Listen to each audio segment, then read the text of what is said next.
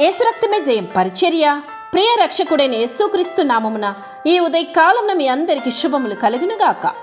పాపాత్ములు 100 మార్లు దుష్కార్యములు చేసి దీర్ఘాయుష్మంతులైనను దేవుని యందు భయభక్తులు కలిగి ఆయన సన్నిధికి భయపడి వారు క్షేమముగా ఉందురని దేవుని వాక్యం సెలవిస్తుంది. నా ప్రియ సహోదరి సహోదరులారా, భక్తిహీనులు దేవుని సన్నిధిని ఎన్నడూ వారు భయపడరు. వారికి క్షేమము కలగనే కలగదు. వారు నీడ వంటి వారికి దీర్ఘాయుష్ అన్నది లేకపోవను.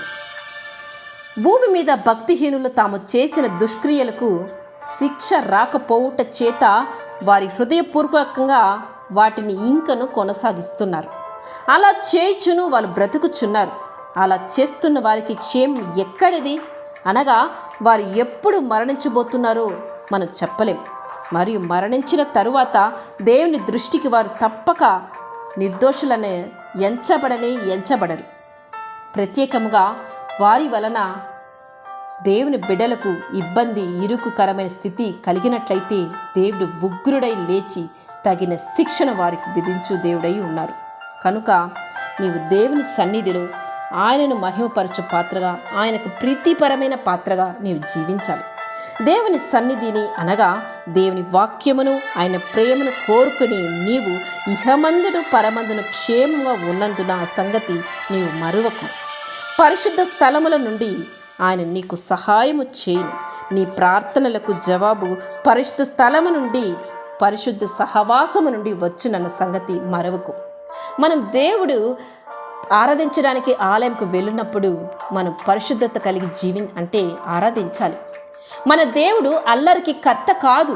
మన దేవుడు క్రమశిక్షణ గలవాడు. క్రమశిక్షణను ప్రేమించు దేవుడు ఆయన.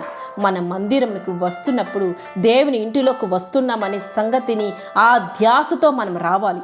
మందిరం నుంచి బయటకు వెళుతున్నప్పుడు కూడా దేవుని మనము కలుసుకొని ఆయన ఆలోచన చొప్పున మనము ఇక నుంచి జీవించాలి, నడుచుకోవాలని ఆ గ్రహింపు తత్వముతో ఆలయంని విడిచి నీవు వెళ్ళాలి.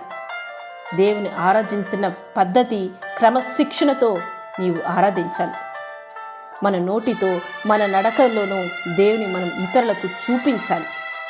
నీవు దేవుని మందిరమునకు పోవునప్పుడు నీ ప్రవక్తలను జాగ్రత్తగా చూచుకొనుము, నీ నోటిని కాచుకొనుము, నీ మాటలు కొద్దిగా ఉండవలెనని ప్రసంగి గ్రంథములో దేవుడు మనకు హెచ్చరిస్తున్నాడు. కనుక ఈ అంత్య దినములలో ఆలయంకు వెళ్తున్న సమయంలో, ఆలయంలో కూర్చొని ఆయన ఆరాధిస్తున్న వేళలో బహు జాగ్రత్త కలిగి ఆయనను సేవించు నా సహోదరి సహోదరులారా.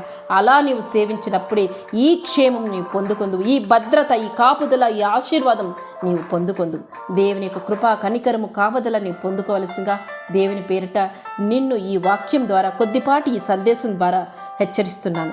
ఆమె యేసు రక్తమే జయం పరిచర్యలు మీ సహోదరి. God bless you.